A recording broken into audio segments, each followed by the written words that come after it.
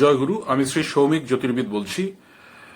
অনেক পিতামাতারা তাদের সন্তানের ভবিষ্যৎ সম্পর্কে যখন আমাদের কাছে জানতে আসেন, তখন তারা একটি প্রশ্ন খুব সচরাচর করে থাকেন, দাদা আমার পুত্র অথবা আমার কন্যা বড় হয়ে কি ভালো চাকরি পাবে না ভালো সফল ব্যবসায়ী হতে পারবে?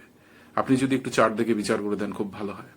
বা আজকালকার দিনে অনেক তরুণ তরুণীরা তারাও কিন্তু এই প্রশ্ন করে থাকেন যে দাদা আমি ব্যবসা করলে অধিক সাফল্য পাবো নাকি চাকরি করলে অধিক সাফল্য পাবো? প্রশ্নটি অত্যন্ত সঙ্গত, কারণ বর্তমান দিনে এমন একটা পরিস্থিতি চলছে, এমন একটা হাই কম্পিটিটিভ এনভায়রনমেন্ট রয়েছে যেখানে সঠিক সিদ্ধান্তই কিন্তু জীবনের সাফল্যের পথকে কিন্তু প্রশস্ত করে দেয়।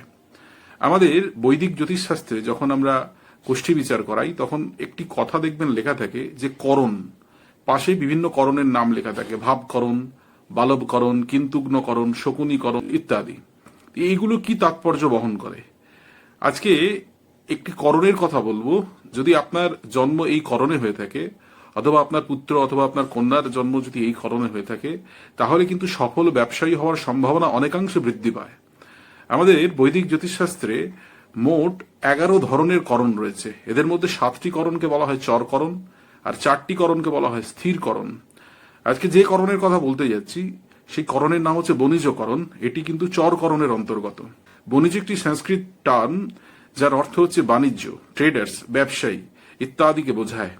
এই করণে জাত ব্যক্তিদের মধ্যে খুব সহজাত কিছু বিজনেস অ্যাকিউমেন থাকে, প্রচন্ড ক্ষুরধার, বুদ্ধিসম্পন্ন এবং প্র্যাকটিক্যাল জ্ঞান অনেক বেশি থাকে, এবং ট্রিমেন্ডাস অ্যানালিটিক্যাল পাওয়ার থাকে, এবং অসাধারণ দূরদৃষ্টি সম্পন্ন ব্যক্তি হয়ে থাকেন, যেগুলো আজকের দিনে বিজনেসে সফল হতে গেলে অবশ্যই কিন্তু প্রয়োজন। এগুলি ছাড়া কিন্তু আজকের দিনে একজন সফল ব্যবসায়ী হওয়া যাবে না।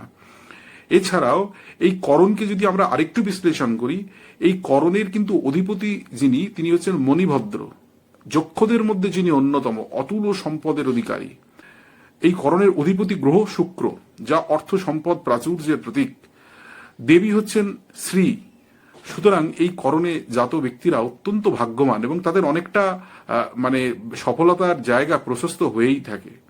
তবে একথা ঠিক যে শুধুমাত্র বণিজকরণ থাকলেই একজন যে সফল ব্যবসায়ী হয়ে যাবেন তা নয়। সেক্ষেত্রে আমাদের জ্যোতিষের অন্যান্য থিওরিগুলো কিন্তু অ্যাপ্লাই করে দেখতে হবে।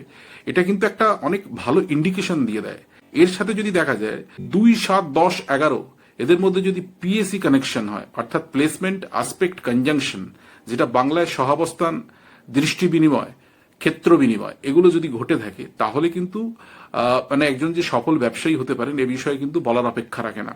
আরো কনফার্মেশনের জন্য আমরা চারটে কি কি উল্লেখযোগ্য যোগ রয়েছে সেটা দেখব।